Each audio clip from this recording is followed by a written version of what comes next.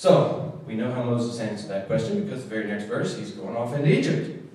And we know now we can roll the tape and kind of find the rest of the story where he's going up against Pharaoh and he's bold and he's courageous and he understands that because he was willing to give it all up, put it all at God's feet and say, you do with it however you want.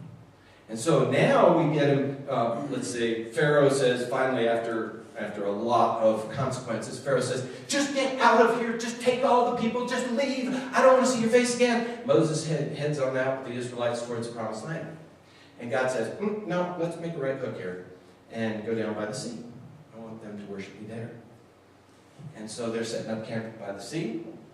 And one of the scouts comes in and he says, Moses, excuse me, Pharaoh and his entire army are just over the hill, and they're heading this way, and they're going at warp speed, and they're not looking real happy. See, here's the other side of that. Pharaoh, every one of his officers, and every one of his men just lost their firstborn heir to their personal fortune. Okay? So, these guys are not happy campers. They're not here to take them back into captivity. They're here for annihilation. And let me set this up for you. Back in the 70s, probably our biggest fear on the planet was the Soviet army. I mean, that was like the biggest army, the baddest army around.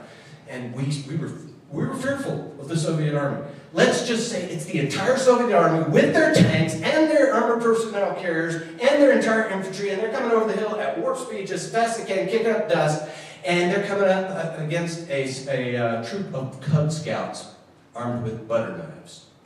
This is not going to go well. We all know that. And so these guys, Moses is sitting there going, I don't know who's going to kill me first, my own people or Pharaoh. You know, it's a toss-up at this point. Which one's going to get here first to kill me? But he does what Moses does best. He gets down on his knees and says, God, I don't know what to do next. This is all up to you. And God says, we got him right where we want him. Just got one question to ask you, son. Are you willing to trust me to step out into the impossible? This time there ain't no deer in the headlights, though. Moses just says, what do you need from me?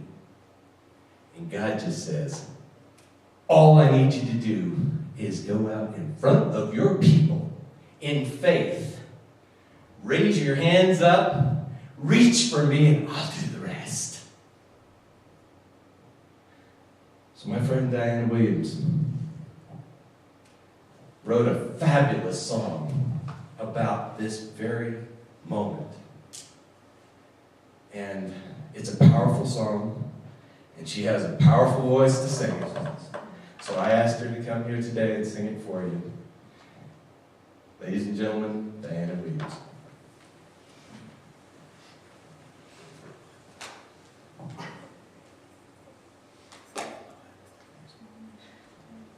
Willin.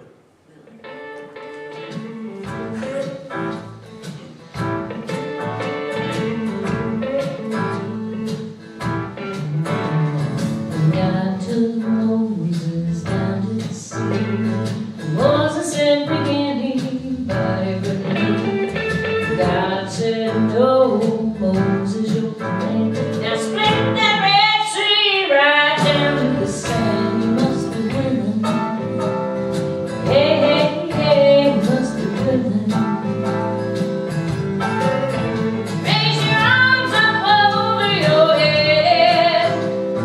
That's what Moses did, 'cause that's what God said. He was willing. Yes, he was willing. Now in this world there's a whole lot of strife. It can make you feel